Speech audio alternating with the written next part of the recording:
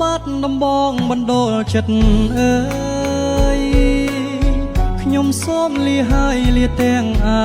ឡ័យតាំងពីរូបខ្ញុំបានឃ្លាតទៅឆ្ងាយ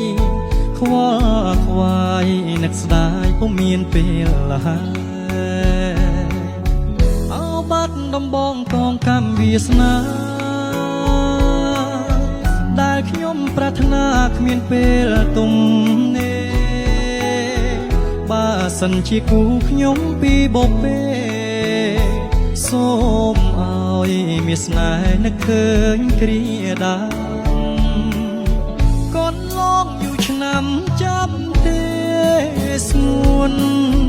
មានតែរូបអូនដែលជាដងហើមចំពោះនួនអងចិត្តបងសងខឹមសង